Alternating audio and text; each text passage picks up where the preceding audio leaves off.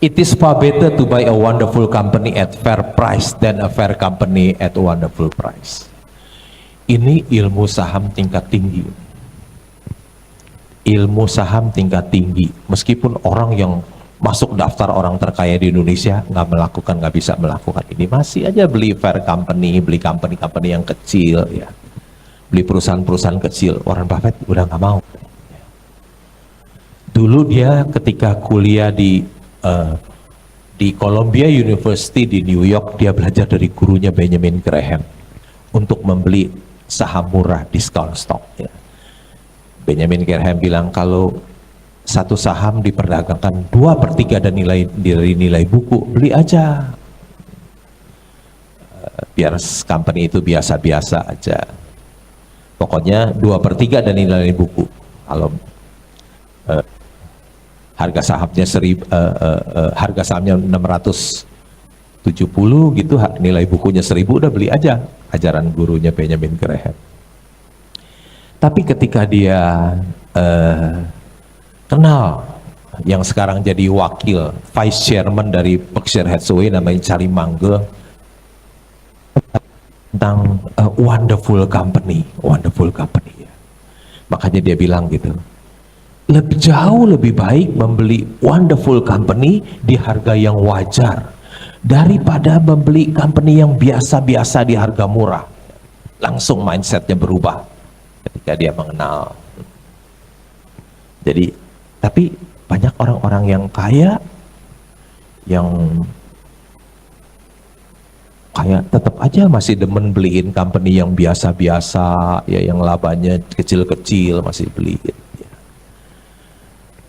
Saya harus juga belajar seperti Warren Buffett, kita semua ya harus beli wonderful company, ya, yang company yang biasa nggak usah dibeli lagi. Next. Opportunities come infrequently when it rains gold, put out the bucket, not the timber.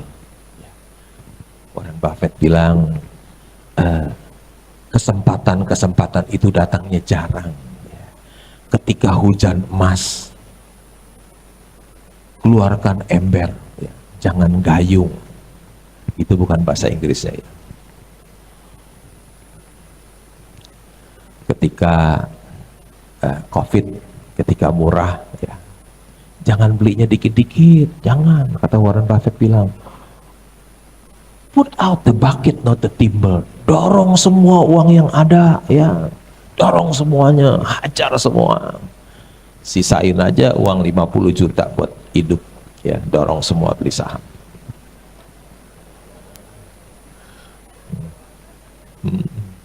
Ketawa Bu Linda lagi, bener, serius, kalau lagi COVID, lagi semua lagi murah, dorong semua yang ada, sisain aja 50 juta buat ibu hidup. Turun ya bengong aja, nggak apa-apa. Turun tahan, nanti juga balik kan sebentar. Kaya ada, kita dorong semua duitnya. Ingat ya, kalau ada saham turun, dorong semua, jangan sedikit-sedikit. Itu wisdom dari Warren Buffett. Put out the bucket, not the timber. Ya.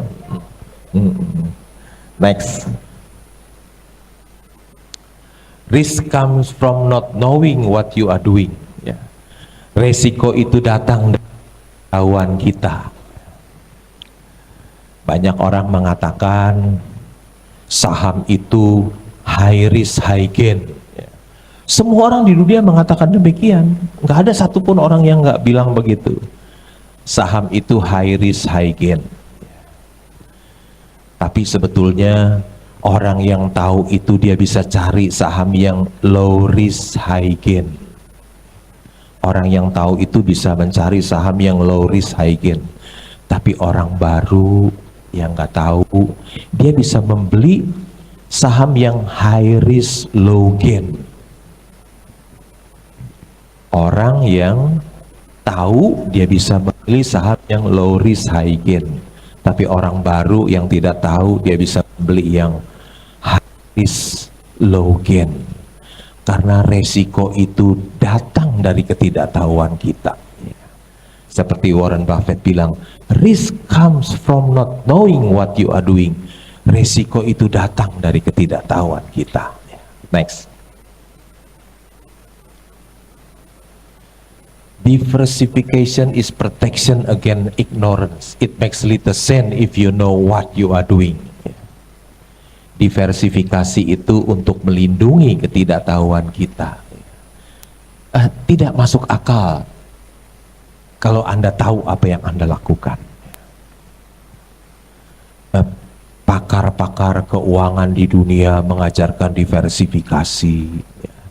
Sekolah-sekolah bisnis ternama di dunia mengajarkan diversifikasi. Don't put all eggs in one basket. Jangan taruh uangmu di dalam satu keranjang. Ya. Tapi Warren Buffett bilang diversifikasi untuk melindungi ketidaktahuan kita. Kalau kita tidak tahu harus diversifikasi. Tapi kalau tahu nggak masuk akal. Warren Buffett nggak masuk akal. Kalau kamu tahu apa yang lakukan, terus melakukan diversifikasi. Kalau ada Mercy yang dijual harga bajai, masa diversifikasi? Nggak mungkin lah. Hajar satu counter semuanya. Nggak pakai diversifikasi, masa mesti beli obligasi 20%. Beli saham 20%, deposito 20%, pegang cash 20%, nggak ada tuh.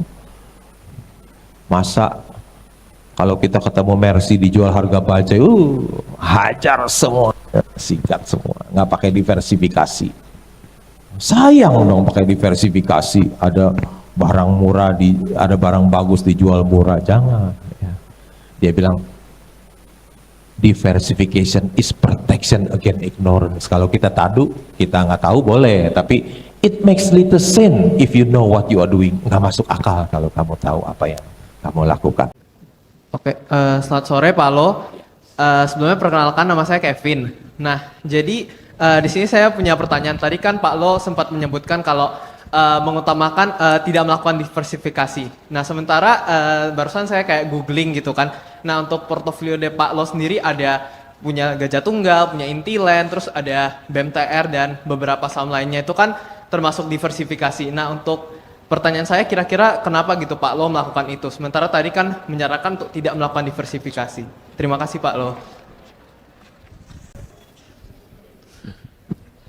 Kenapa sekarang sahamnya banyak diversifikasi? Sebetul maunya sih nggak diversifikasi. Masalahnya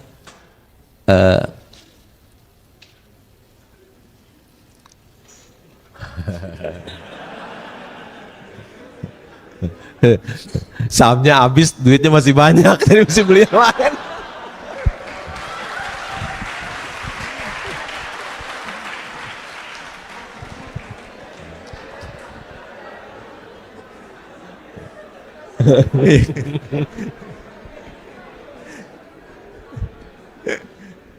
Pak Lo mau bilang tambah banyak duitnya nggak enak.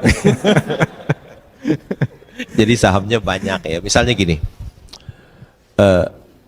nama saya tercantum di annual report Bank CIMB nomor 20 karena punya 12 juta saham. Itu terjadinya gini, saya tuh beli di harga 1000, beli dapat 12 juta saham lebih. Terus harga sahamnya naik 1200, saya injak rem dulu, udah jangan beli gitu ya. Siapa tahu aja turun lagi 1000, saya beli. Ternyata dia nggak turun, dia malah 1400 sekarang. Jadi ketinggalan di situ. Bukan karena saya diversifikasi, bukan, karena mau beli lagi dia naik. Jadi ya udahlah, saya nggak kejar gitu. Jadi dia stay di situ, hanya punya 12 juta saham. Ya, misalnya juga di OCBC Bank, ya saya kebetulan di situ dapat 10 kali lipat ya, beli volumenya ada banyak. Kan di CIMB kan volumenya sedikit, dapat 10 kali lipat, ada 120 juta saham. Saya beli antara 630 sampai 700 ya saya beli. Terus dia naik 800, 900, saya nggak kejar dah, udah saya diem. Terus naik, sekarang 1000 lagi. Jadi ketinggalan di situ 120 juta saham itu karena begitu. Karena saya mau habisin uang saya, nggak habis gitu, jadi barangnya habis naik. Uangnya kan banyak sekarang gitu.